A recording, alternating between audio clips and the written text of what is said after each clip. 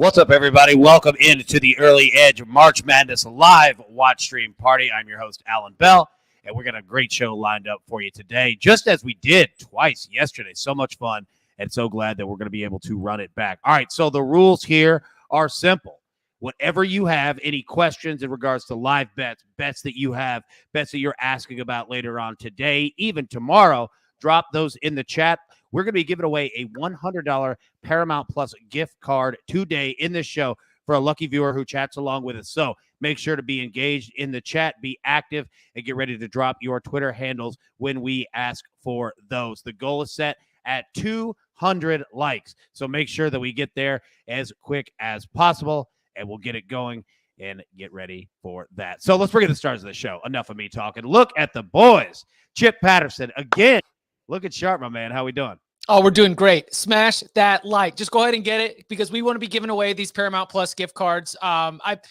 Everything about yesterday was incredible. Sometimes the madness, it doesn't really creep up till maybe 4 p.m. on Friday. Sometimes we have dull Thursdays, but I'm fired up after what we had. So excited to get into all the action today. Oh, yeah, definitely. Yesterday delivered for sure. Today looks like it's going to do the same. M squared, looking sharp in Nashville, my man. How we doing? Doing well.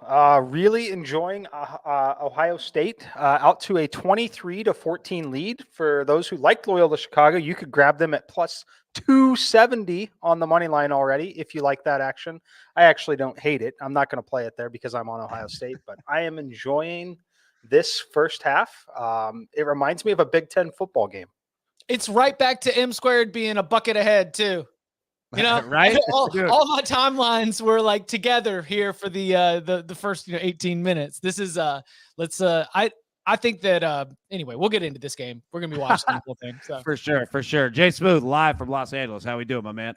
Oh, we're doing well out here. It is still early morning. Loving the early morning sunshine with the games. Yeah, Ohio State's starting off hot. We talked a little bit about it with Mike. He said they might have this home court advantage. This might not be the competition we thought it was going to be. I went against him. I know, Chip, you're on the same side as me here. So we're watching this. But we also got this Auburn game getting started, which is going pretty interestingly. Jacksonville State's up 17-14 right now with a plus 15.5. I got the points on that one. So it should be a fun day. Let's sweat them out. We're going to have a good time. Yeah, let's sweat it out indeed. All right, Jeweler, let's pull up our best bets for today. Let's not waste any time, and let's get to it because – M squared, I like that first one that you have. I believe that I agree with you here. So break down your two. What do you got? Yeah, we're watching one of them now. Gave it out on the early edge this morning. Got in great number this morning, 1.5, flipped to minus 1.5 by the time the game locked here. A lot of it on the injury news, of course, that all three of the questionable players for Ohio State were active and ready to play. Next game, Michigan State. Another controversial one. Big matchup with Davidson. You can grab Michigan State at 1 in the market right now in some places, 1.5 in others. I like the spot for him. I've talked about quality of record, strength of schedule quite a bit. It's what has put me on Michigan. It's what put me on Ohio State. It's what put me on Michigan State in this spot. Top 5 in terms of the strength of schedule in the entire country. They've been in a ton of dogfight games, brutal games like this. And this is a spot where I think it's almost too perfect to potentially get to play Coach K in round 2. It's one of those, it's not a narrative that I'm necessarily playing into, but I do love it. My simulation makes this game closer to 2.5, and I feel very comfortable about them eking out a close win over Davidson. Let's go. Indeed. Chip Patterson, you got 5 plays for us. Hit us with it. What you got? All right, we're going to start with Jacksonville State, and it might be a flaw in my own system, but sometimes I just need one game, especially when it comes to some of these AQ teams. Like, I know their strength of schedule numbers because of their conference are going to be bad, but Jacksonville State played Alabama and only lost by 6. They are not going to be thrown off by the level of athleticism and the step up in competition that they're going to get in Auburn.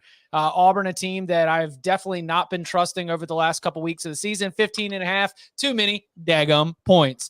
My Miami USC opinion is mostly on Find Me the Hooper because I love the way that Isaiah Wong, Charlie Moore, and Cam Auguste can attack the basket and create their own offense. USC is a team that relies on interior defense, and when it comes down to those moments, what did we see with Teddy Allen at New Mexico State? What did we see back and forth with Murray State in San Francisco with the way that Boye was playing for the Dons. Like, you need to have somebody that can go and create. I think Miami's got more of that than USC, and I do like 2.5 as the number. Chattanooga's all about size, baby, and age, and Silvio De Sousa throwing chairs and being like 23 years old and being ready for the challenge of Kofi Cockburn. Illinois, of course, in the back half of the year, again, against the spread, not that profitable. And then, all right, so before I get to Davidson, Iowa State might be a bad play. Okay. I need to go ahead and let the viewers know it might be a bad play, but I go back to the Hooper, and Isaiah Brockington's been awesome this year. He was a first team all Big 12. He was the Big 12 newcomer of the year. He is somebody who I think that both these teams are top 10 in defensive efficiency, both LSU and Iowa State. So if it's going to be close, and if it's going to be low scoring and a little bit of a grind, I like Brockington as the best player on the floor in the half court. 4 points is 2 possessions, seems like some value.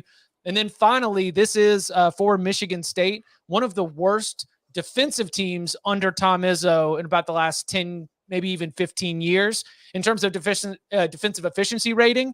And so they're going to have to be patient as Davidson works the ball around, good passing. I think it's really going to test their focus. I think it's really going to test like their ability to keep up with ball screens and keep their eyes where they need to be. I just could see a scenario where Davidson just keeps getting these easy buckets, open shots. Tom Izzo's chewing his players out because all season Sparty has not been up to the Izzo standard. And so that's my angle there for the Davidson play. It's a nice angle indeed, my friend. Nice angle. Now, Jay Smooth, you got 6 plays for us on the board. Break them down. What do you got? Yeah, so this is only half of my board today. We'll get the other Hell half yeah. Let's go, Justin.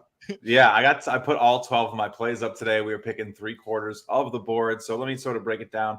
Loyola Chicago, we're already on it, so we'll talk about it as we sort of get closer. But Jacksonville State, I just thought that was a little bit too much for this Auburn team that just has not looked the same away from their home court. We've been watching it all year. It's been something we've seen all season. Whenever they're on the road, they just really can't do it. 15.5 just felt like too much. I think they're probably, and it looks like it's happening, right? They're probably going to just be getting out of there with a win. They're still down 1 with 12 minutes played already. So 15.5 looking solid. Of course, anything can happen. They can go Gonzaga in the second and go on a 23-0 run. But I do like the 15.5 there. Pretty happy with it.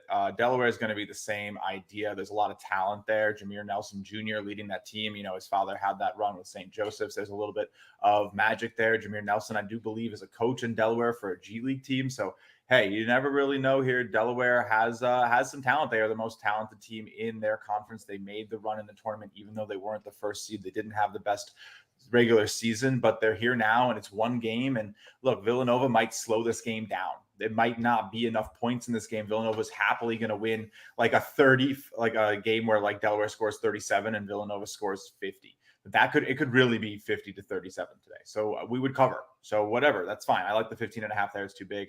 Agree a lot with Chip on Miami here. Again, USC, we're seeing like a lot here for the coaching, right? Made a run with FGCU a couple years ago, but I don't know. We haven't seen Shaka Smart do much. I'm kind of off like the whole, oh man, coaching. I'm looking at players. I'm looking at basketball players. I think Miami has the more talented ballers, as we already said. So I'm on Miami plus the 2.5 points, sort of fading the Pac-12 on that one. I don't think that the UCLA display yesterday with Akron was really all that impressive for that conference.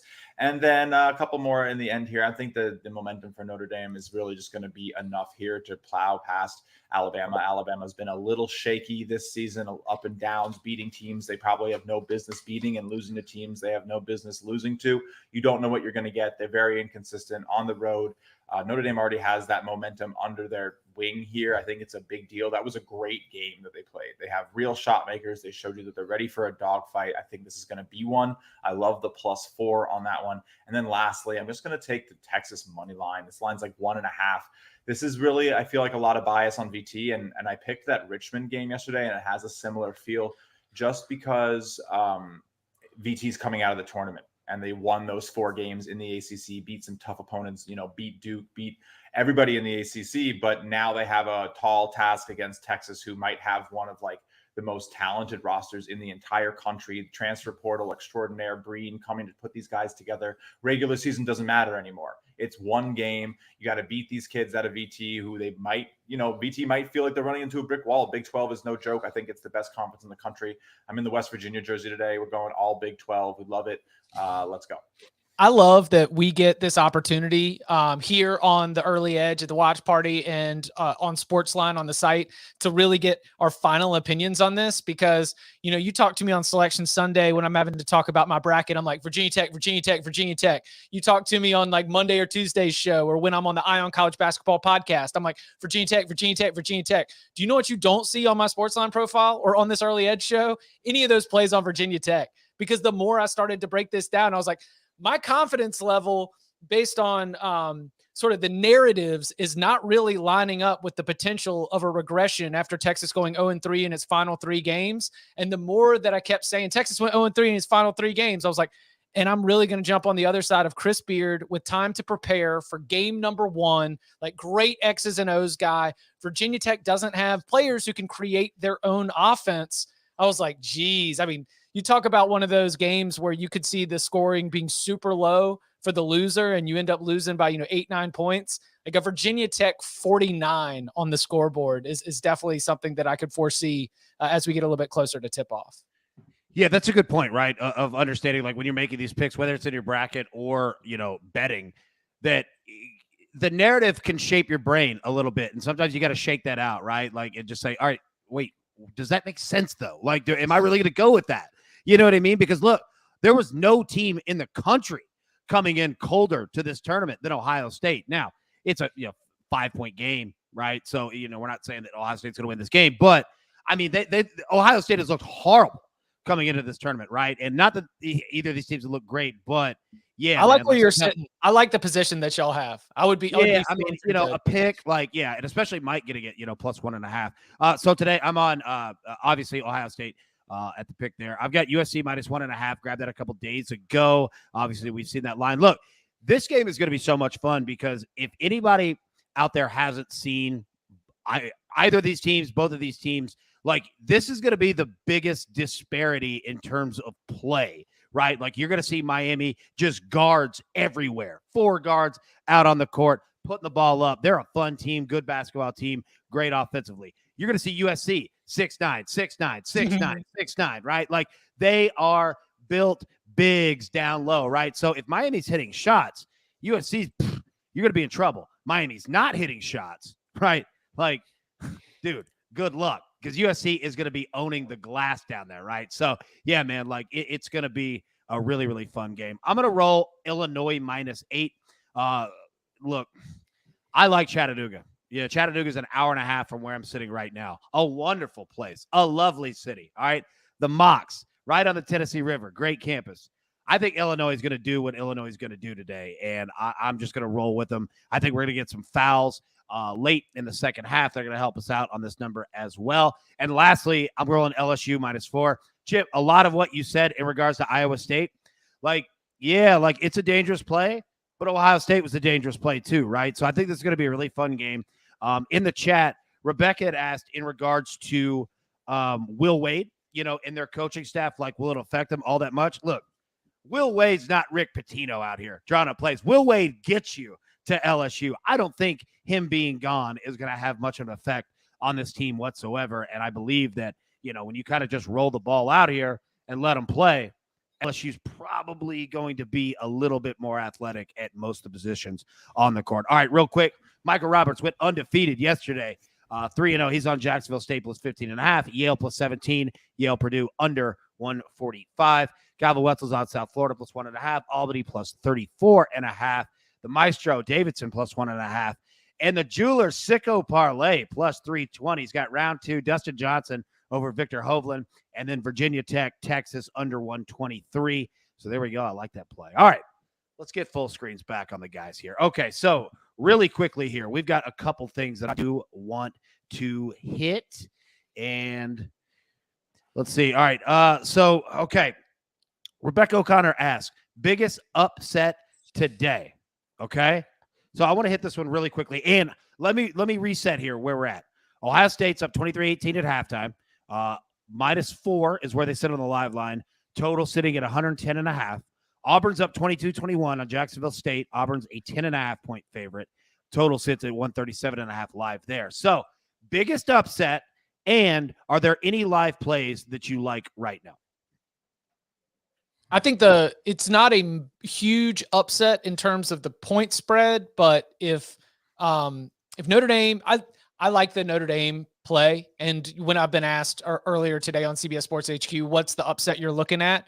I think that Alabama's been so erratic that my biggest upset probably would be Notre Dame avoiding what we saw from Indiana, which I absolutely gave the wrong analysis. Hey, shocker, right? We give analysis for 16 games and you're gonna have a couple bricks. That's why the motto is over that shoulder says shoot your shot with the little basketball man. But I looked at it as the rest versus Russ, being in rhythm, being in sync. Indiana had beaten 3 NCAA tournament teams, all while St. Mary's had not played a single game. And the last time it did play, it got the doors blown off. And I went with Indiana because of that. And to me, after watching it, I think it was a little bit of the flip where Indiana ran out of gas from, playing this late game Tuesday, having to make the travel.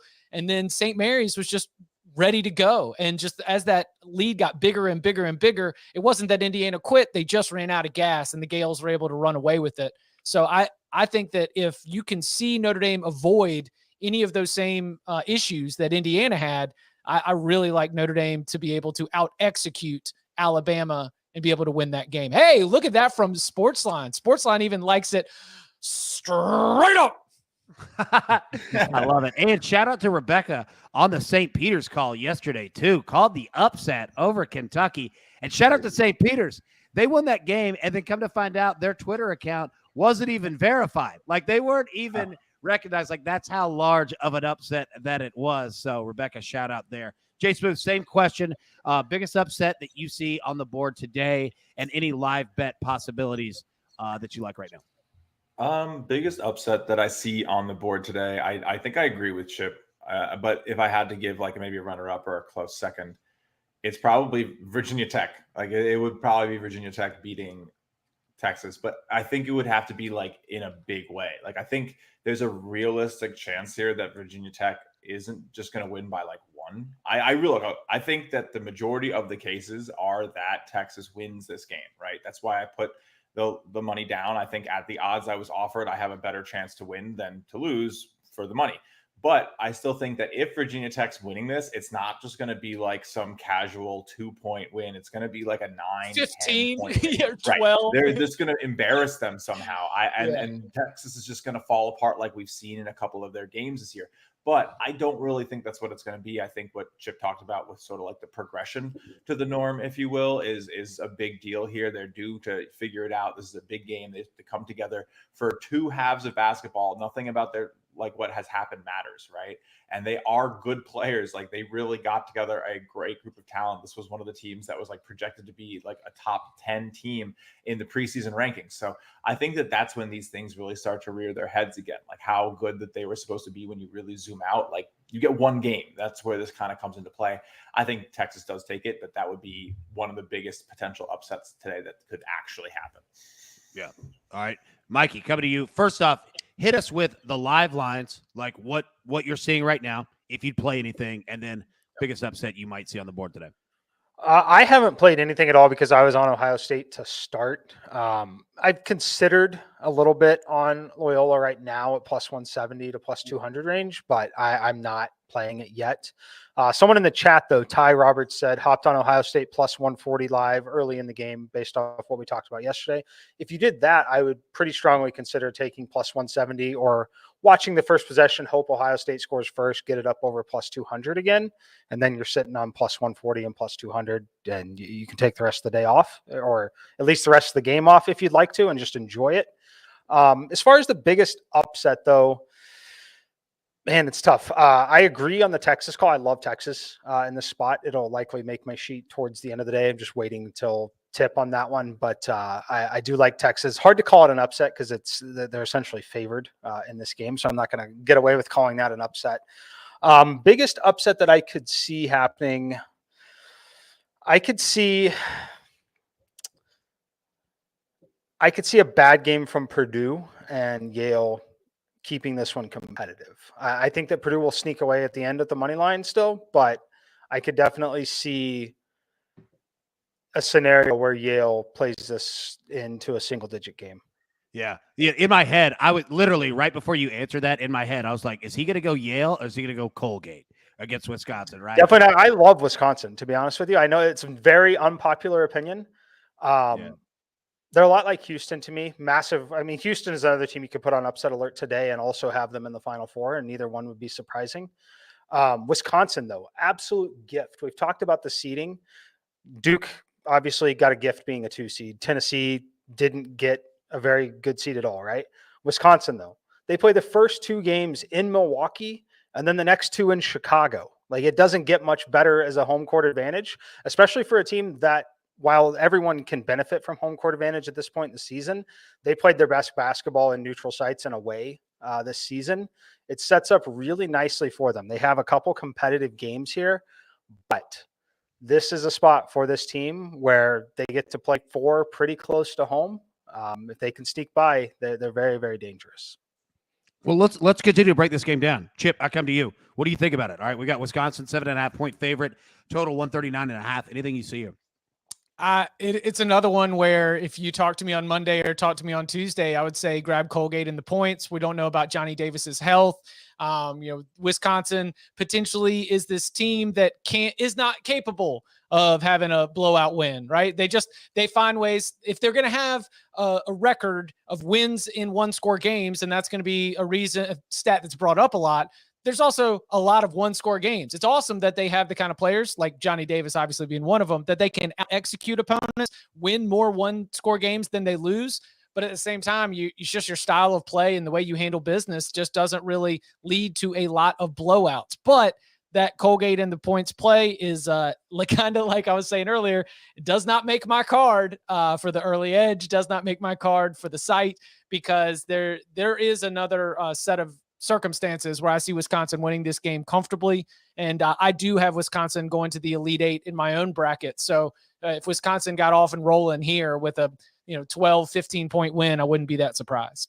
All right. In the chat, Dan Abbott, Shane Shoots, both asked if I made that shot when I shot that chocolate milk. It actually bounced off the wall. I was trying to go like putt-putt and hit it off the wall into the bucket. It didn't go in, but we did hit the wall. So, I mean, at least we got half part of that. Oh, I will say that if you want to talk yourself into Colgate, you're basically betting on them just like making it rain from downtown. Yeah. They've got they shoot 40.1% from behind the arc. That's second in the country. When they rolled through the Patriot League tournament, they won every single game by 20+ points. I mean, they just basically bomb all of their opponents and just make it rain from downtown. And look, again, I think I brought this up yesterday. When in your mind, when you conjure up these images of an upset, it normally involves the underseeded team getting hot from downtown and the major conference team just kind of shrugging their shoulders, feeling like they can't do anything.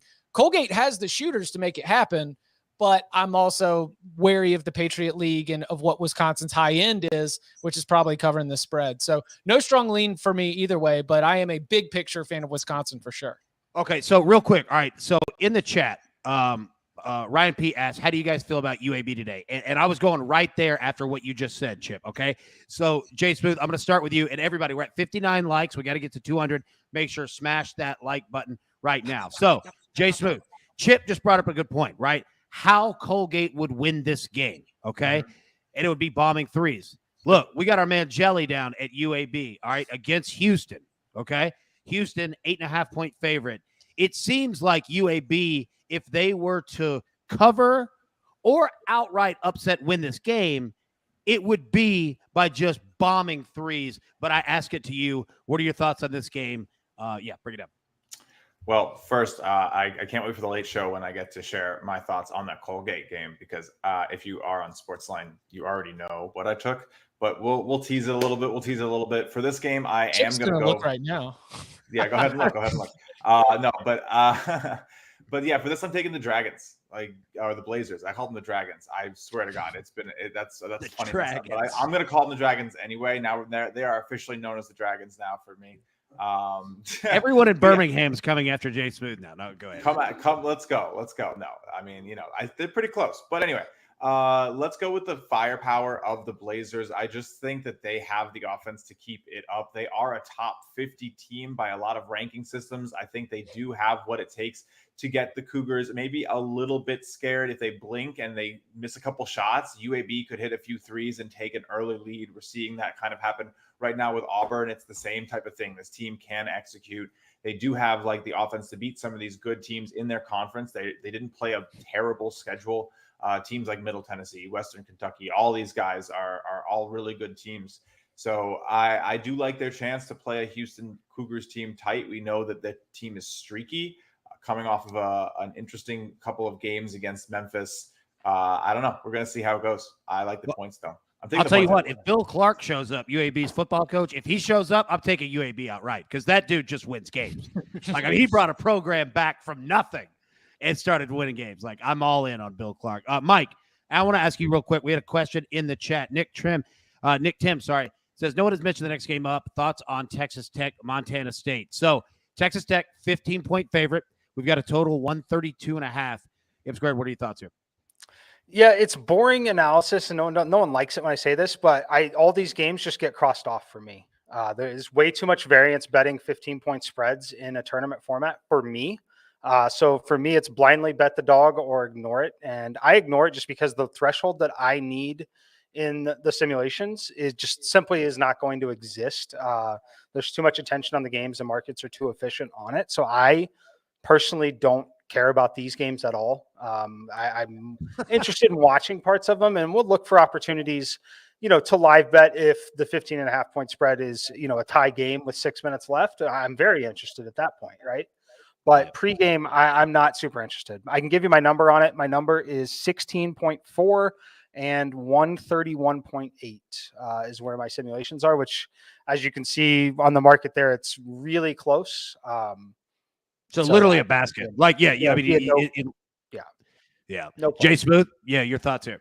Yeah, I mean, I'm with Mike on this one. It's one of the 4 games that I passed on today. I don't see a lot of value in it because there's just so many scenarios, like such an equal balance of these scenarios, in my opinion. The Montana State offense can get hot. They are a good unit. They have been sort of heralded from the beginning of the season. We were hearing about this Montana State offense. They put up a lot of 75-plus point games this season. So if you think that that's going to translate against this Texas Tech defense, then yeah, you're going to want those points. But the problem is that this is not just a run-of-the-mill Texas Tech defense. This is a legit unit that is going to shut down anybody who they go against, and they have the talent in their guard play and in their bigs up front to get it done, to get good shots against the team that's likely going to be undersized and just almost outmatched at every position. It's really going to take Montana State hitting some tough shots here in order to keep this game close, and then it could just become a blowout at the end.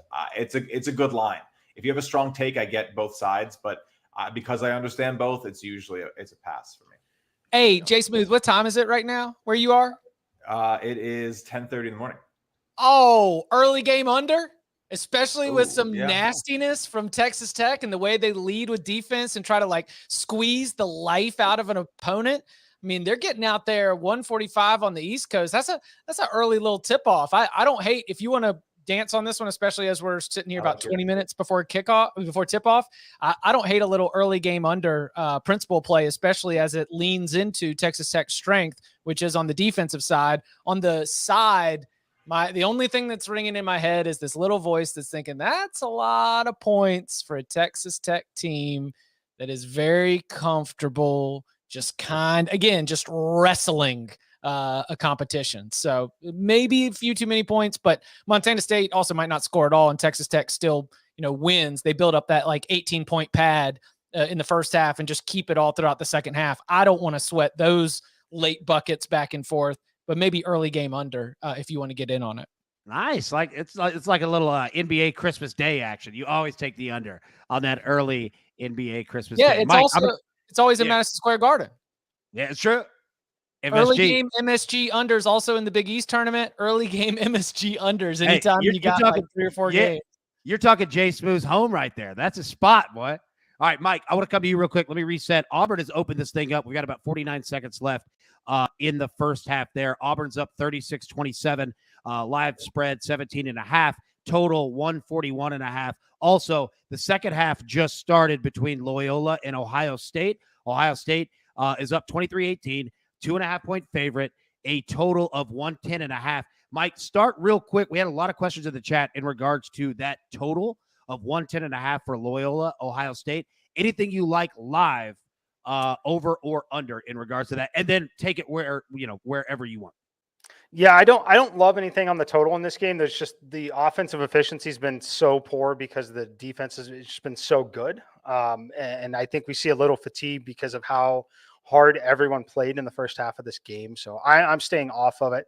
As much as the conventional wisdom here is to look to over, as look to things start to open up a little bit, I am not on that side of this. So I would have leaned under on it was like 112 a minute ago. I would have leaned under on that spot, but there's no real edge in my opinion at this point. Yeah. Jay Smooth, Chip, any thoughts here live? Yeah, this game's going to be a grinded out one. I mean, we were talking about those first half unders. I grabbed the first half under 62 on this one and it cruised in. I just don't see this picking up. I see these teams struggling the whole way down. I mean, Loyola Chicago just missed both their free throws. So if we're not getting points at the line here, this total is going to drop like a rock. You might, if they get like a run, if you see like a couple of buckets go in, a couple of threes go in that you don't think are maybe should have hit, you might be able to get that little boost that makes a difference. But this thing could continue to just fall off a cliff. I mean, we're barely past 45 points here and we played 22 minutes. So, that's trending for a 90-point game. So, I mean, my guess is that Vegas still clearly thinks that it picks up, but it could definitely stay slow. There still could be some good value. I mean, unless you think that you get those free throws at the end, which are probably coming, but it might happen pretty late if it's a 3-point game. This game doesn't look like it's going to become too one-sided or anything. Where do we jump on the other side? Wow. Yeah. What is the number that you'd have to see? The counterpoint for me is we've seen 3 fouls called in the first 60 seconds of the half. So we're going to get to bonus free throws a lot sooner than you think. They're calling it tight already. It was a very physical first half if you watched it. Yes. I think we're going to see that again here. Did we just get? I don't know what this call was here. Did we get another foul call? Travel. Yeah. All right, I want to take a look real quick. Eric in the chat asked Miami USC under 140. Jeweler, if you could pull that up on the Caesar Sportsbook. And we're sitting at 92 likes. We've got to get to 200. We've gone 30 minutes of this show. We've got 30 minutes left of this show. So hit that like button now. Let's not wait until the final seconds of trying to hit free throws, just like some of these teams might be. Let's hit that like button now. Okay, so Eric asked Miami USC over under. The total is sitting at 139. Excuse me, 139.5. Chip, I'm going to come right back to you. Any thoughts here you have on the total either way?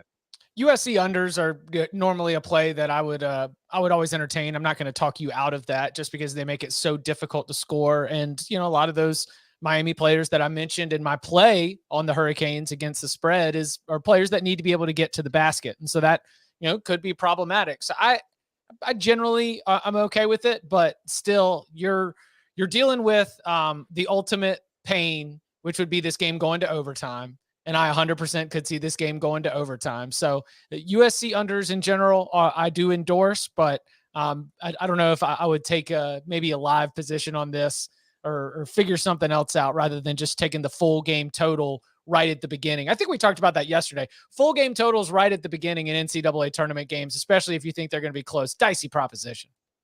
Yeah. Dicey indeed. Jay Smooth, your thoughts here?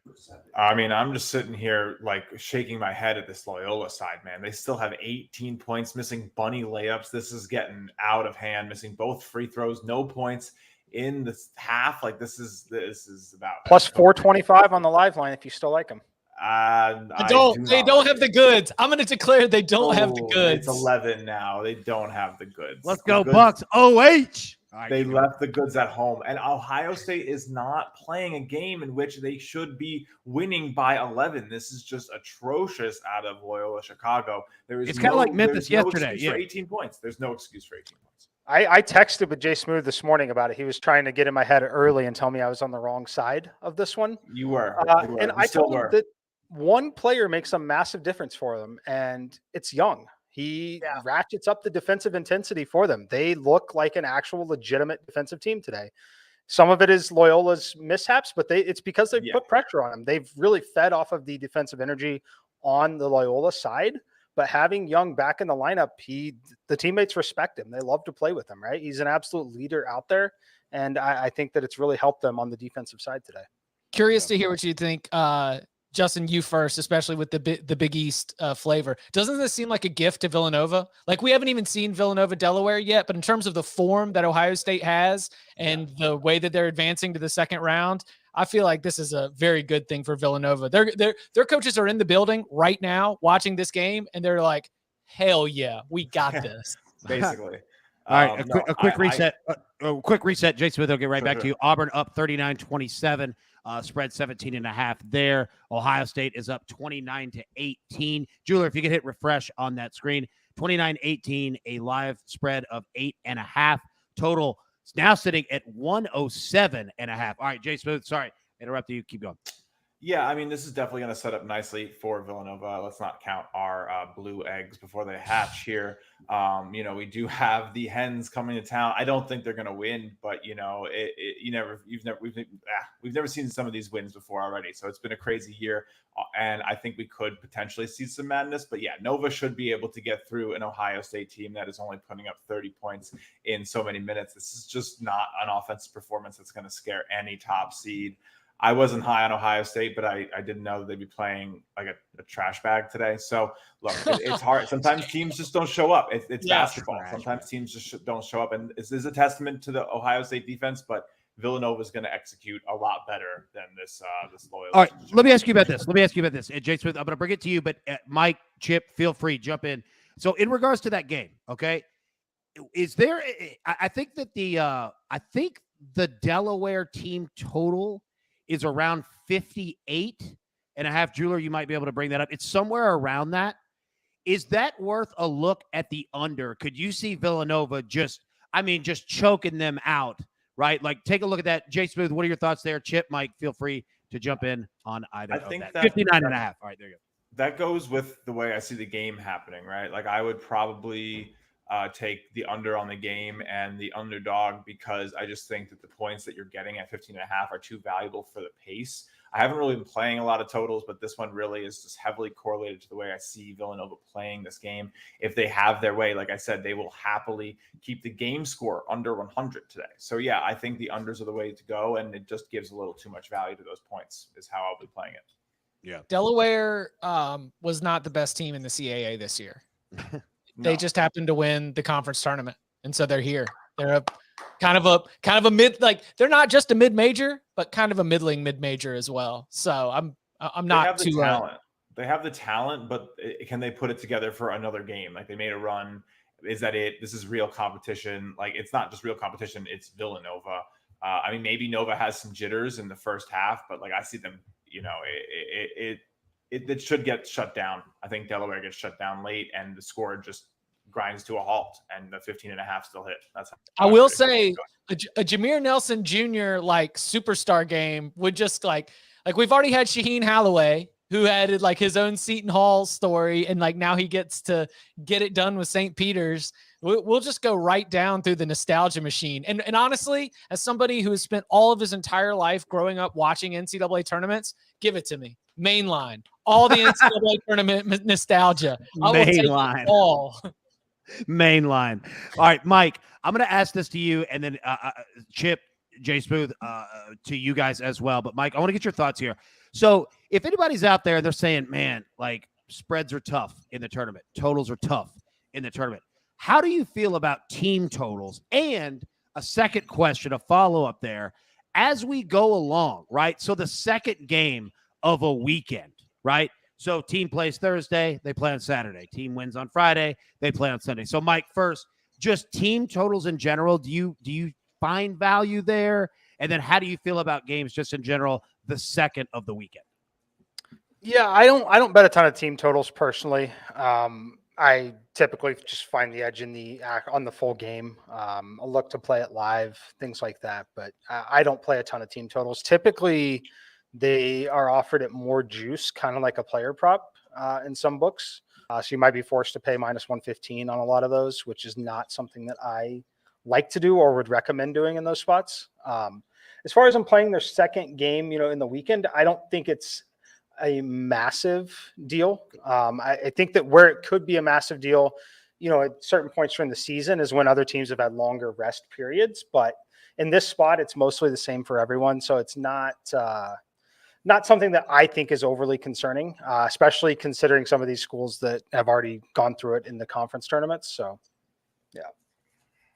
Nah, stay away from team totals. That seems like witchcraft in college basketball, especially in the NCAA tournament. Man, there's too much. Like, sure. I mean, if you want to, if you want to buy scratchers too, like, go for it. I say whatever gives you the good rise, but I see more the way teams, especially in a free-flowing game of basketball, and this doesn't correlate to football at all, where it is much more like isolated.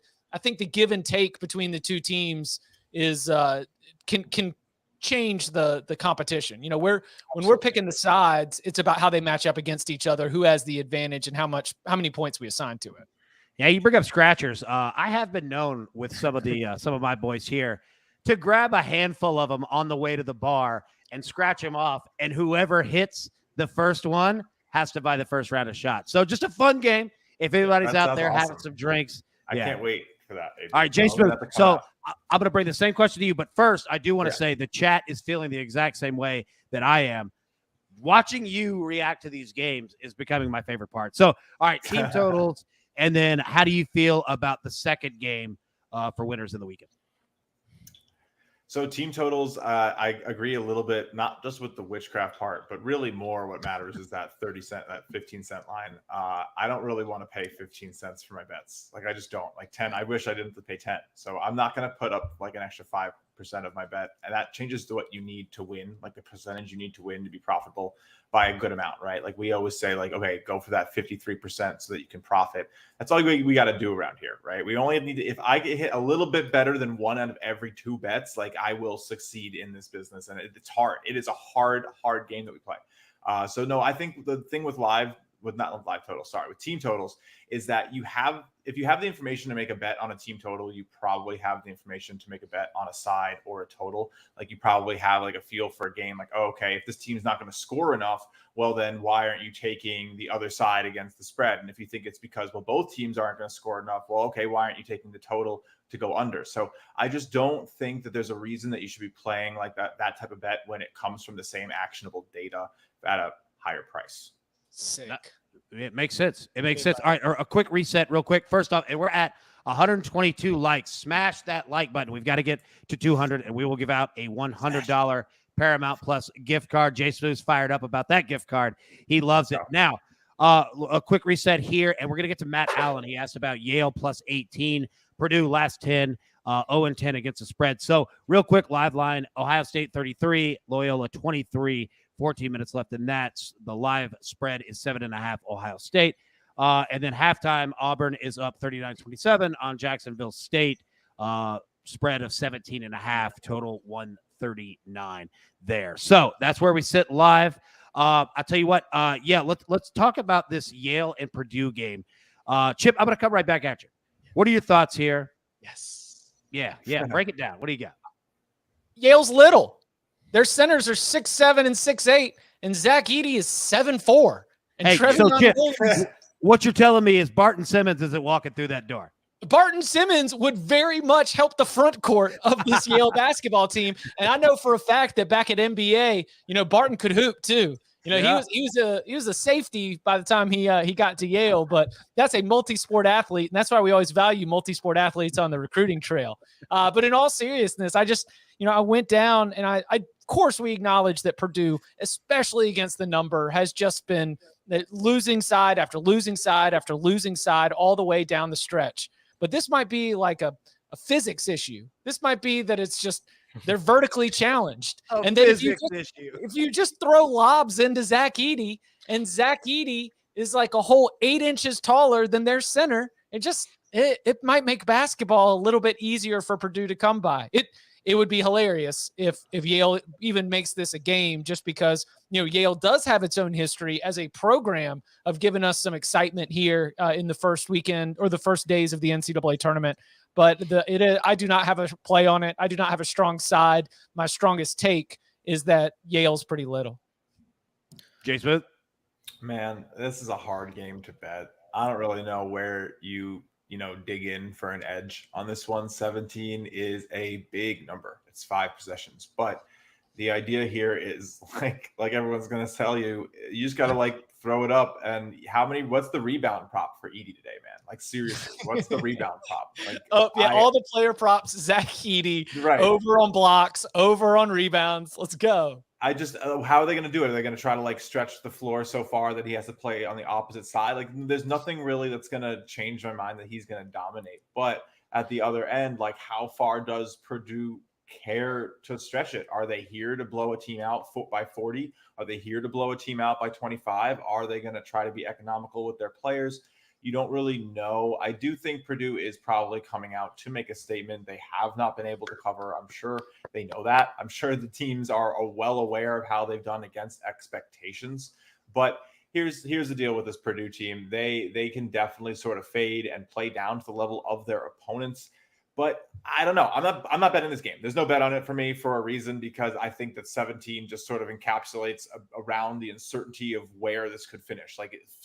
17 makes sense because I could see 12, I can see 22. So yeah, 17 is about right where I put this game, and I'm not touching it. It's gonna be fun though. All right, and real quick, going to get to M squared here. Ohio State with a big 3 coming out of the timeout. Ohio State's up 36-23. Live spread 10.5. And a total is sitting at 107.5. All right, Mike, coming to you. Same question there. What are your thoughts, if you have anything, in regards to Yale, Purdue? And you might not. It's fun. Yeah, no, it's so boring. I know you guys want me to give you more, but it's just not a game I'd ever play. There's just, from my opinion, there's just no reason to play that game. So I don't need to. I'm very comfortable betting 3-4 games in the day and having a great day, but too much variance in that spot. The incentive is definitely not to cover the spread. The incentive is to win, stay healthy, and make sure you're ready to play in 36 hours. So it's tough to cover big numbers, but range of outcomes are far too wide. The numbers are super efficient at that point. Yeah. So, and the reason they're super efficient at that point is because these two teams don't play each other, and we're all modeling the games in a very similar manner. So that's why it's going to be so efficient on those big numbers. It's just easy pass for me. Yeah, no, it makes complete sense. All right, really quickly. So, Chip, I know you have a hard out at the top of the hour. We're going to go live throughout this Loyola and Ohio State game. But what I do want to do, Jeweler, if you could, let's bring up our official picks on the board. And look, you don't have to go through and break them down. Just give, a quick 15, 20 seconds here on what you got. Chip, I'll start with you. Break down, Chip. Jacksonville State plus 15.5. Looking like that's going to be a sweat all the way down the end. We need a strong start to the second half for the Gamecocks. Miami plus 2.5. I just like the Miami's offensive ceiling a little bit more than USC's. Chattanooga is a little bit of jumping on the other side of an Illinois team that has not been cashing tickets as much in the last 12, 13 games, not been as profitable, but also some respect for the Mocs and what Silvio D'Souza, former Kansas player, and the rest of that front line is going to be able to do athletically against Illinois. Iowa State plus 4, again, back to kind of the Hooper principle is Miami, where Isaiah Brockington, I think, is somebody that can get you those buckets you need to cover. And then finally, Davidson is fading Michigan State's defense because this is one of the worst defensive teams under Tom Izzo at Michigan State in the last several years. And I think that is a group that is going to be really tested in terms of Davidson, slow pace, working the ball around, trying to expose your defense, get you caught slipping, and get an easy bucket. That could end up being something that, from an X's and O's and scheme perspective, is really, really tough for Michigan State to handle. So that's why I like the Wildcats there. All right, and I'll tell you what, I want to get the opposite side here. M squared. Obviously, we've already seen Ohio State. That game's in the second half. No need to break that down. But we did have questions in the chat. Chip, and just as you were saying, in regards to that Michigan State game, what do you see that you like out of Michigan State -1? Yeah, what I like for Michigan State is what we like about the Big Ten. It's a great conference, whether you think they are or not, because of how the top tier teams perform in tournaments down the stretch. They play tough, competitive, physical basketball games like you see in the tournament. That's what they play week in, week out, every night. That's what the Big Ten is, and it does prepare them well. So while I am a little bit worried about the defensive efficiency, you could point to the same thing on Ohio State. They've been fantastic at the right time here. Michigan was decent in the second half of that game yesterday. I just think they're the better conference. They rate so high in terms of the quality of their games that they've played.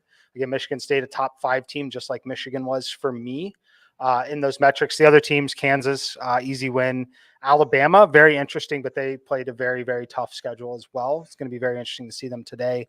But I think Michigan State's got it figured out enough to win a close game. And frankly, I love that Davidson doesn't play with pace because there's not a lot of opportunity to really get run out of the gym, so to say, when they're playing at such a slow pace. It's going to be relatively difficult for them, unless Michigan State just has a horrible, horrible shooting day, for them to not be within 8 points at any given point during this game. And when you've got this team, and I know it's not a lot about the coaching staff, but just having the experience there, give me this team in a 2 to 3 possession game, and I think they come out on top. Yeah, makes sense. All right, really quickly, we're at 144 likes. We need to get to 200. Everybody smash that, and we're going to give away a $100 Paramount Plus gift card in the chat today. Jay Smooth, before I get to you, Mike, I've got one more question for you. Our man Michael in the chat asks, M Squared, what's the best game later to live bet and look for an arbitrage situation? The next 2 coming up will be Miami, USC, and Notre Dame, Alabama. Notre Dame, Alabama, you can almost guarantee there will be opportunities there. And the reason I say that now is because you can play Notre Dame on the money line right now at plus 150, which is a really good starting spot. One thing we know about Alabama, they love to shoot the 3, which is a very high variance approach. It's not going to shock us at all if they're down by 10 in the first half of this game. You're grabbing plus 150, plus 160 on their side as well. But the plus 150 on Notre Dame, who we all think is somewhat live to win the game anyway, not a terrible first starting position, knowing that if they are ahead, you could definitely grab that other side and lock in some profit probably before halftime. Nice. And look, this Montana State Texas Tech game has just started. It began Montana State up 2-0, quickly 10-2 Texas Tech. They just went on a 10-0 run fast in that one. All right, back to our best bets. Jay Smooth, break down what you've got, what you see on the board, what you like. Yeah, sure. So we are going to be talking about a couple of these games a little later. They're probably going to be just finishing as we get on to the late stream, but I'll have even more then. So I agree with Chip on that Miami take. I think, the arbitrage take on Notre Dame is another good take, and you can do that with points too. I was going to say real quick, not to interrupt you, I was going to say, feel free to jump in, answer that question as well. Sure. Because you've got it. So let it rip. Yeah. I got you.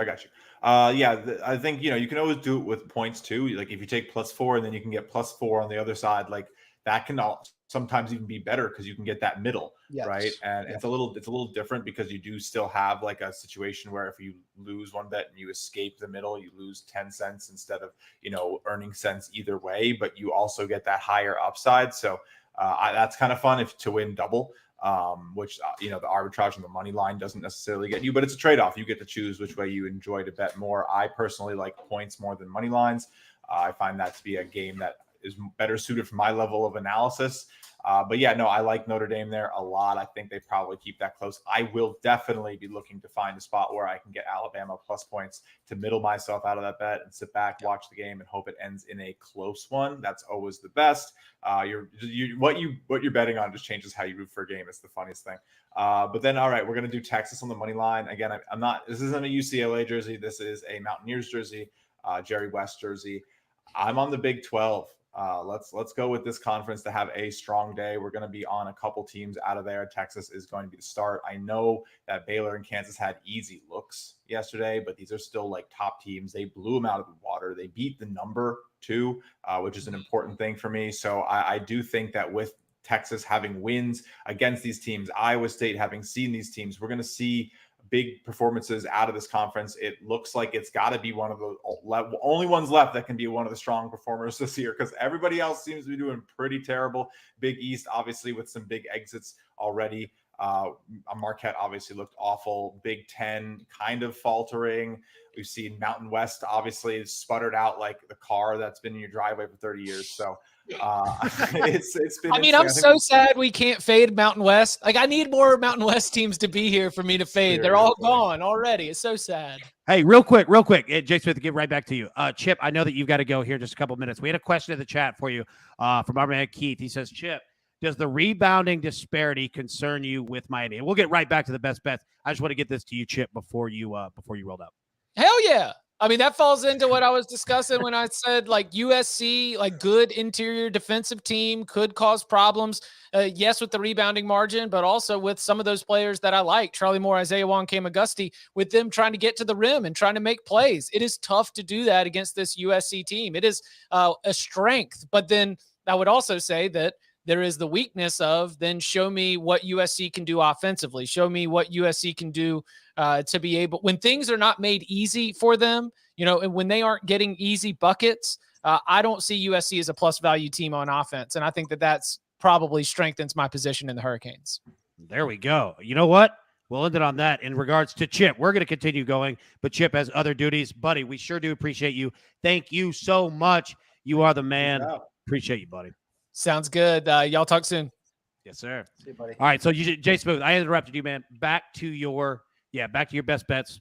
What do you got? Well, I'm sitting here sweating out this Loyalist. Hey, you do that. I'll tell you what. Jeweler, pull them up. Let me jump through mine. Now, I'll jump through mine real quick. So, obviously, this Ohio State, at a pick 'em here. I got USC minus 1.5. Really, for everything that we were just talking about in regards to this game.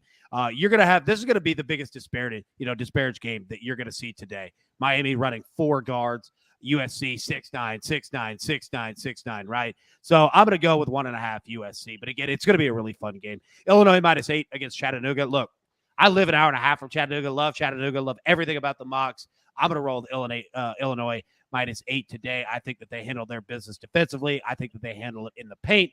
And I think that we're going to get, a foul, and a free throw situation towards the end of the second half that's going to boost us and help with those points. Lastly, I'm going to take LSU minus 4 against Iowa State. Again, Iowa State's coming into this tournament pretty cold. Do not trust much of them whatsoever. It's going to be a tight game. LSU obviously dealing with an interim coach, but I've seen LSU this year. They are a fantastic basketball team, and when they want to turn that defense on, they can certainly do it. All right, across the board here of what we've got, Calvin Wetzel, he is covering. These are the women's tournament plays. Albany plus 34.5, and I believe I saw in the chat somebody's book has Albany all the way up to plus 37. So keep an eye there if you are betting on the women's college basketball tournament. The Maestro, Larry Hartstein, is on Davidson plus 1.5. Micah Roberts, Jacksonville State plus 15.5. Yale plus 17. Yale Purdue under 145. And the Jeweler with the Sicko parlay plus 320. Round 2, Dustin Johnson over Victor Hovland. And then Virginia Tech, Texas under 123. Okay, let's reset where we're at live here. Ohio State is up 39-28. 9 minutes left in that game. The live lines are 10.5 and a total of 100.5. It's funny. We were just talking about the total not too long ago. It sat at 110. We had some folks in the chat jump in on the under. Yeah, sitting live at 100.5 right now. Look at Auburn. 17.5 left in the second half, up 48-29. 23.5 live. 51-29 now. Yep. Wow. Another dude that blasted a 3. Total of 141.5. Wow. That is crazy. And then we see, Texas Tech up 15-4 on Montana State. Live line 20.5. Total 138.5. That game started. Montana State up 2-0. Favorites eating, man. Favorites. Yeah, dude. They've got on a 15-2 run. All right. So looking at that right here. All right. Either of you guys, anything live that you like, anything that just catches your eye? I don't know if Jacksonville State's scoring again for the rest of the day, honestly. So I don't know. I could see them routing it. I mean, again, it's 22. It's only like 5 or 6 points off.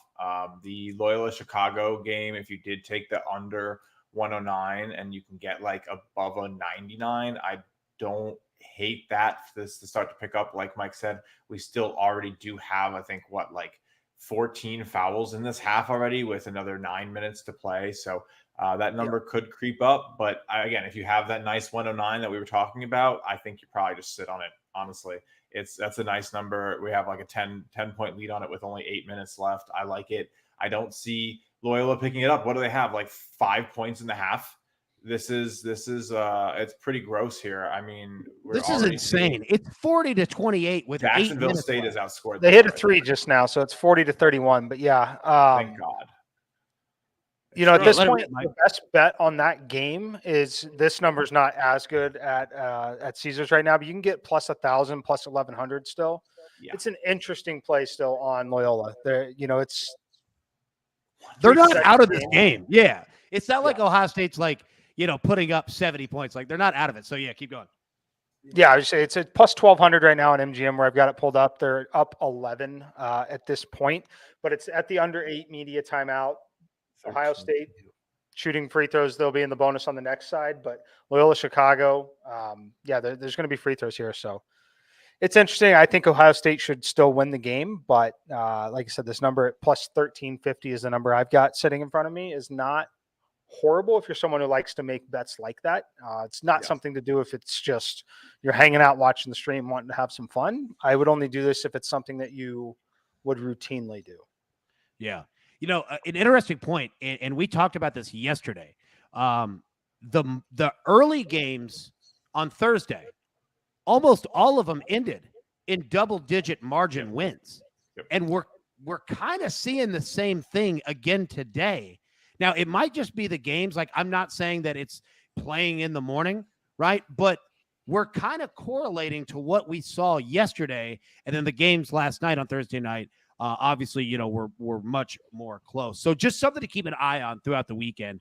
All right. So wait, I just need this game to be like, I know I have the pick 'em, but man, I have this battle against Buckets right now, AB. I don't know if you saw this on Twitter, but Buckets hits me and goes, yo, what about we take Ohio State minus 6.5 and for $15, and he's like, you got to pay for my lunch if Ohio State covers the 6.5.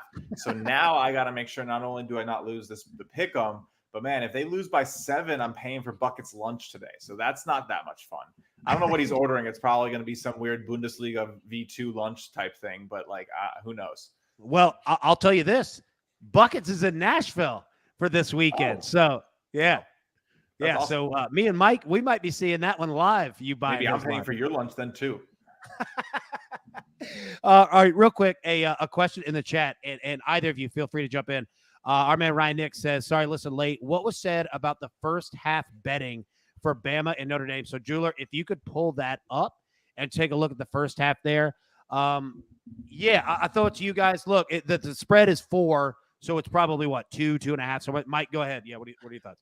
Yeah, I think it might have caught like the tail end of me talking about it there, but I think it's one of the best arbitrage situations on the board. And what we mean by that is basically being able to bet on both sides and lock in profit.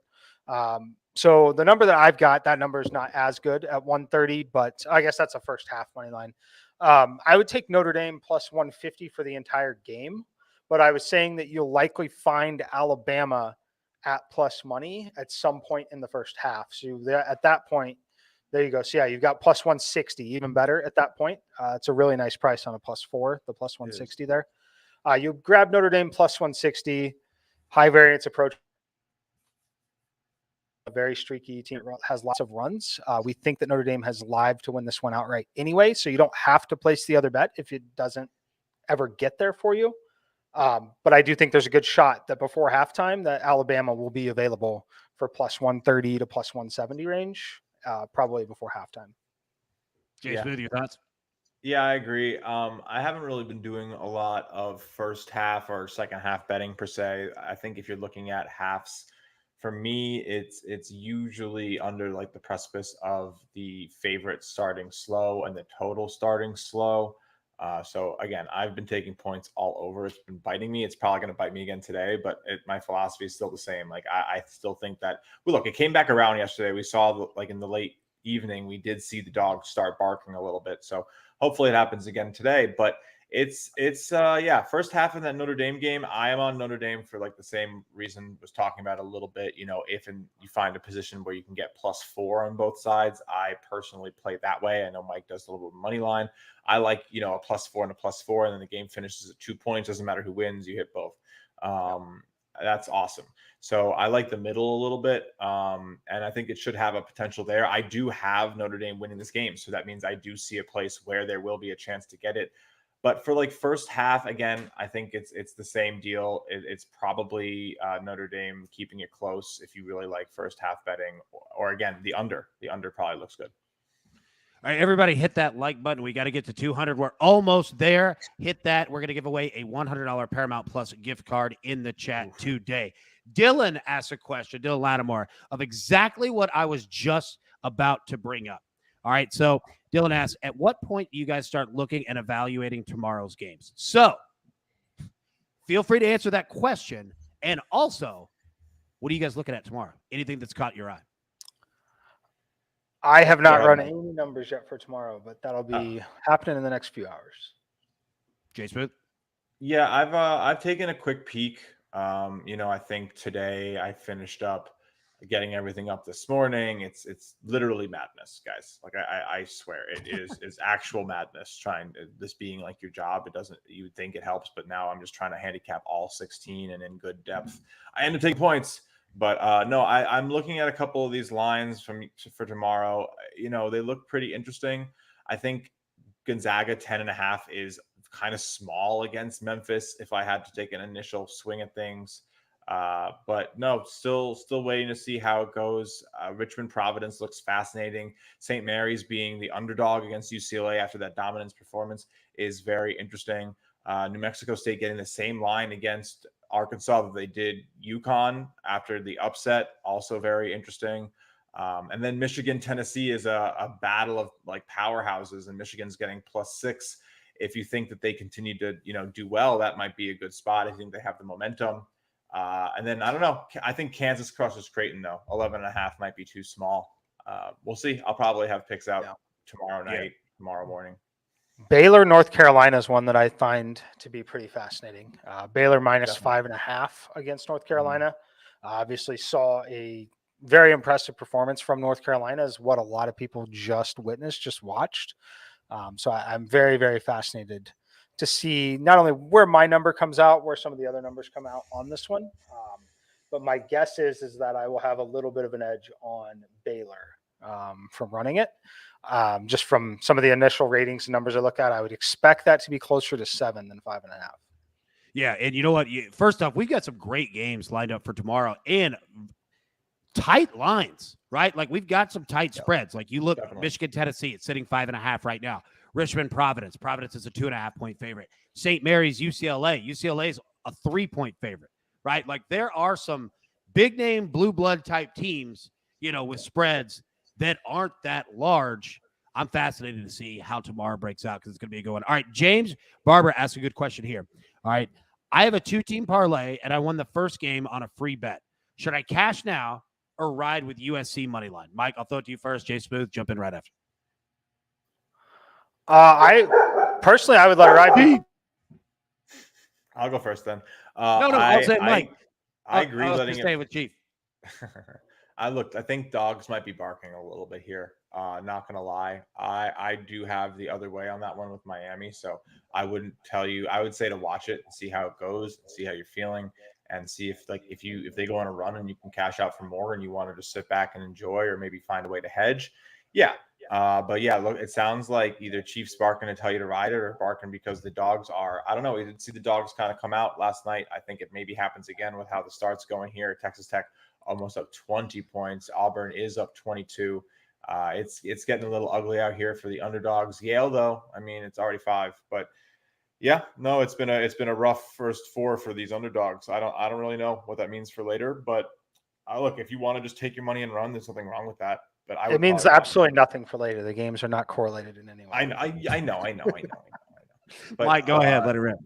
It's not correlated. I personally let it ride. I love USC in the spot. I didn't put it up out of respect on this chat, but Yes, I do like USC. I played it at 1.5 early in the week.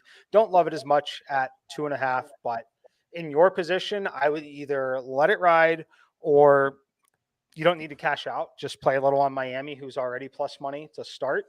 Watch the first few possessions of the game. Potentially a hot USC start. You can catch Miami plus 170 pretty quickly. Then it becomes even more interesting to not have to cash out. You can still play at that point, and then look to cash out late game on both sides still. Nice. All right. Good work there. All right. A quick reset here. Everybody hit that like button. We're almost there. Ohio State is up 46-34. 4.5 minutes left in that game. Live spread of 11.5. Auburn is up 55-33. About 14.5 minutes left in that game.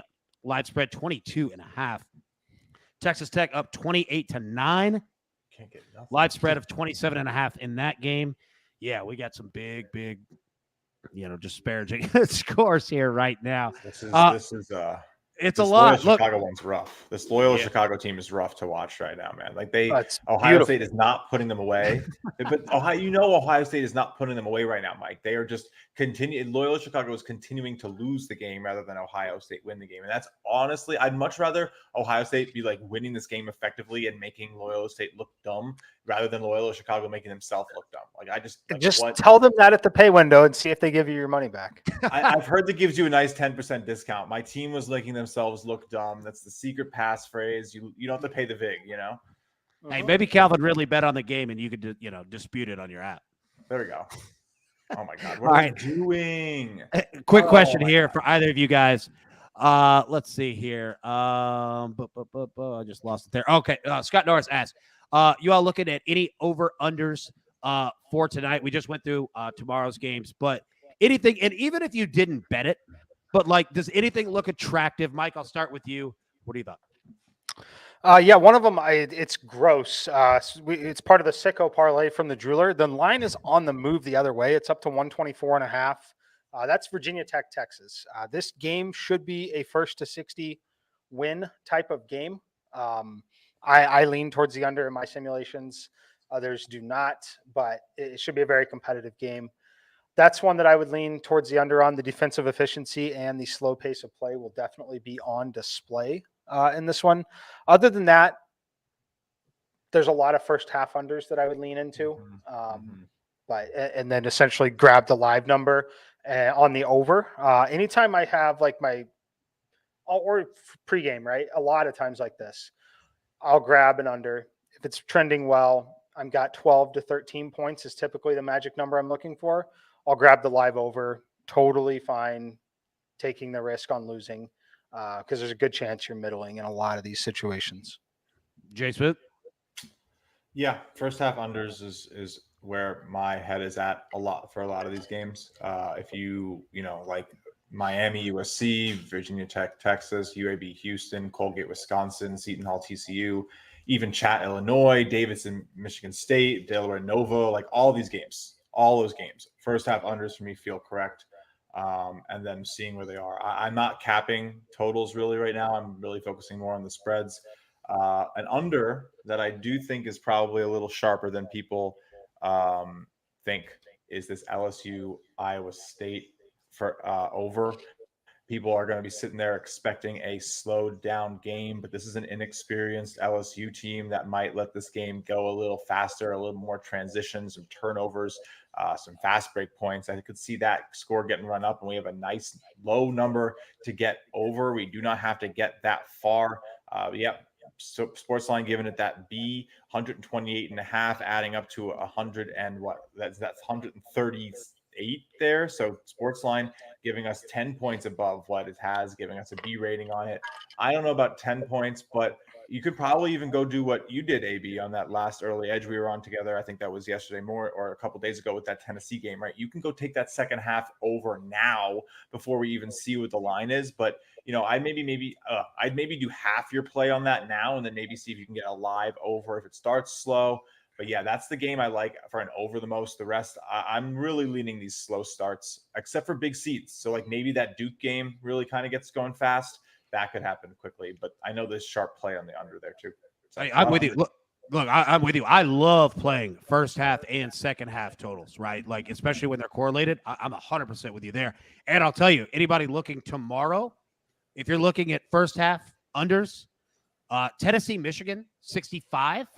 Yeah, you might want to take a look at that under. Like, I could see that. First off, I don't think Tennessee's coming out shooting 70% from three again in the first half. And Michigan can play some defense. I could see, it going to the paint.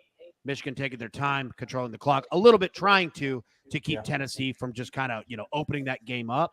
Also, another note real quick on Tennessee, just because we're here, look at their last 4 games, okay? So you've got against Longwood, you've got in the SEC title game against A&M, Kentucky in the semifinals, Mississippi State before that. Tennessee had a deficit in Longwood of 1 point, okay? SEC title game, 0 points. Kentucky in the semifinals, 2 points. And in Mississippi State quarterfinals, 2 points. Tennessee is almost led entirely, wire to wire, in these games. They're playing unbelievably consistent. And yes, they are putting up points. We saw it yesterday.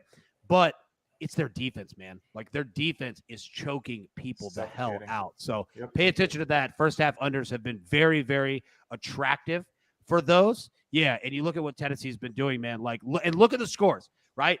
All right, Tennessee scoring 88, 65, 69, 72. Like, they're a pretty good, consistent in terms team. So pay attention to that, and you're going to see 64, 65 first half under, and I think 71, 72, depending on your book, second half total in regards to that Michigan game. So just something to pay attention to. Absolutely. All right, so a quick reset here on where we're at. We need 9 likes to get and give out that $100 Paramount Plus gift card. Hit the like button if you haven't right now. Smash it. Let's give that away. All right, Ohio State's up 48-36. 3.5 minutes there left. 10.5 is the live spread there. Auburn up 58-40 over Jacksonville State. Live spread 19.5. Texas Tech 32-12 over Montana State. Live spread 25.5 there. And Purdue is up 15-11 over Yale, or 15-14. Big 3 from Yale right there. 15-14 Purdue, plus 15.5. Yale's down 1 point, and it's plus 15.5. Any thoughts there? Would anybody play Yale at that number? No. Not yet. It's way too much time left. Way too much time left. If you get down to halftime at that point, but that line would still be very similar there at halftime. If it was a 1 point game at halftime, the line would still be 10.5, 11. Yeah. And we see that drop 15.5 to 13.5 right there. But I love that immediately both of you are like, no chance in hell. I'm not playing that whatsoever. Nothing's changed. It's too early. They're looking for the overreaction bets. Purdue's just didn't start hot. Doesn't mean they're not going to get their run. Shout out to the under 133.5 bettors in Ohio State game here. Hey, I mean, Mike, we have those texts. I hit that 62. We're going to hit this under. We're going to hit this live under 2. I mean, this game might not get to 100. So if you took that under 109, we got one. We got another one. We hit the over yesterday in the Providence one. So that's some nice little live totals here on the show. We love it. I mean, this has still been super disappointing for Loyola Chicago, but 9 points in 2.5 minutes in the tournament is not unheard of. A couple stops, and this is a totally different game. They haven't even started fouling yet. There's another like 10-15 minutes of content that we're going to get out of this game, that's for sure. But no, it's it's a good one. I even though it's been terrible for Loyola Chicago, like, you still feel like this is a game right now. Like, by no means is it over. Missed shot. The foul. They're calling everything for Ohio State. Nothing for Loyola. All right, that's where we go ahead, Mike. Go ahead. I love battling with Jay Smooth here. He thinks that it's my favorite thing. I know. That's why I felt bad. That's why I felt bad interrupting it. It's my favorite thing ever. All right. So while we're watching this, 49-39, Ohio State's up. Live line to that point spread there. 2 minutes left in that game. So today and tonight, we've got a lot of double-digit spreads, right? Like, there's a lot of big spreads out there. We don't have too terribly many tight ones, but the ones that we do are extremely tight. So I want to throw it back. Mike, I know that you've got to play on Michigan State -1. We sit Michigan State -1. a total of 140.5. Break down what you're seeing out of this Michigan State game. Yeah, it's mostly a play on the Big Ten and the spot. So we talk about the Davidson ratings. They play at a very slow pace. I actually think that benefits Michigan State pretty significantly, just because it makes it a little more difficult for the game to get out of hand in this spot. So I like them, much like Ohio State, much like Michigan. I think that the strength of schedule really shows itself in this spot. I think it's going to be a really good spot for them. I expect them to ratchet up the defensive intensity. They haven't been good defensively. As Chip mentioned, one of the worst defensive teams that Tom Izzo has had in a long time. We'll see how that plays out here in the tournament. I think that they've turned the page a little bit, and I think that Davidson's getting just a little bit too much respect at this spot. I think the line should be -3 for Michigan State. Jay Smooth, your thoughts? On that game specifically, I don't really have too many. It's very interesting. We've seen some great play out of the A-10. Richmond Spiders really showed up. If that's a boon for the Davidson Wildcats, I would definitely be worried. Wildcats can shoot, man. This team can, they've had this culture. You know about it from just Steph, but it's not the only time where this has been a shooting-centered program. That's what they do.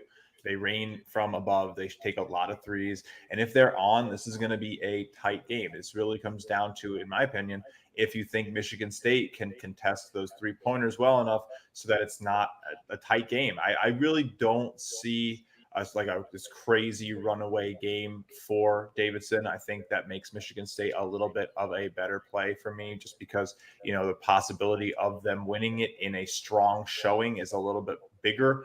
But I don't have a play on this one. It's a little bit tricky. I don't really know how I feel about this Michigan State side this year. I do know they have a nice coaching advantage, but 7-10 matchups have been interesting.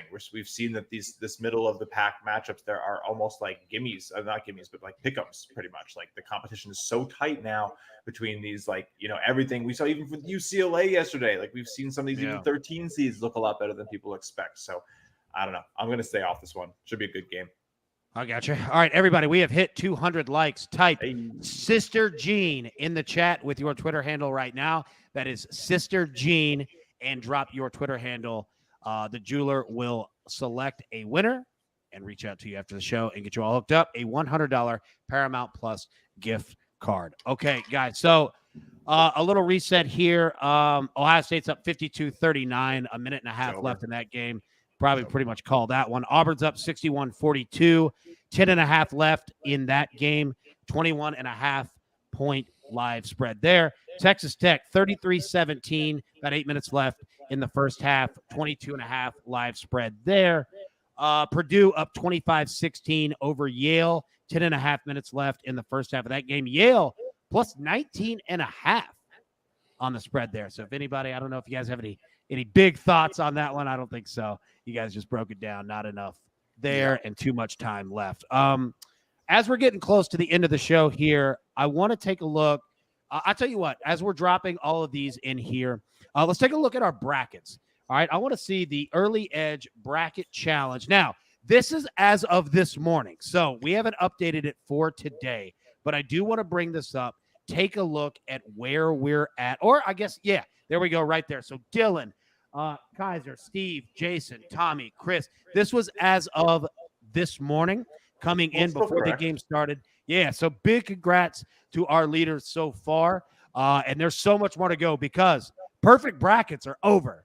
And remember, your bracket isn't busted if everyone's bracket is busted. So keep paying attention. We will update this each morning on the Early Edge live show. Okay, so it's 54-41. Ohio State's up. A minute left in that game. We can pretty much call that one. So we're going to hop out of here. Before we do, though, obviously what we always do is we take let's take a quick look at our picks one more time before we jump out, our official picks that we have for today. Look at that check mark. Damn, it's beautiful. It is beautiful. It is. So, all right. AB needs one too, though. I know. AB, why didn't you get one yet? Yeah, where's yours, buddy? I didn't give Jeweler enough time. I kind of threw that on him there. So I understand the Photoshop side of this. It's tough. So, yeah, I'm going to eat that one. That's not on the Jeweler at all. M Squared, he's got Michigan State -1 there. Jay Smooth got a strong amount of plays as well. As we get ready, all right, for the rest of the day, we're going to go live again, 6:30 p.m. Eastern, Watch Party Live, breaking down the games just as we did yesterday. A ton of fun and a ton of live sweats that we will have. So please make sure to join us here, 6:30 p.m. Eastern. But want to take a quick, 30 seconds or so. What you guys are looking for. Yep, and there's our picks right there. Look at the jeweler taking care of me. Nice job. Appreciate it, buddy. 30 seconds here. All right, what you're looking for the rest of the day tonight, M Squared. Start with you, man. Yeah, I'm looking for some fireworks in the Michigan State-Davidson game. I think there's a lot of strong opinions on both sides of the game from a lot of really well-respected experts. So that game's going to be fantastic. And then for me, it's Virginia Tech, Texas. I think it's a huge leverage spot for brackets. I think it's going to be a fantastic game. You know me. I love unders. I love defensive efficiency. I love those physical games. I'm very excited to see this Texas team. I love it. Jay Smooth, what you got, buddy? Man, I'm torn between this Notre Dame Alabama game at 4:15 and this Illinois Chattanooga game, man. We're not going to get to talk too much about the Notre Dame game, so I think that's probably what I want to watch for from between now and the next live show. That's going to be a great one. We'll probably be coming on right as it's finishing, actually, knowing how things work. So we'll be sitting there sweating at the end of it. That'll be a treat.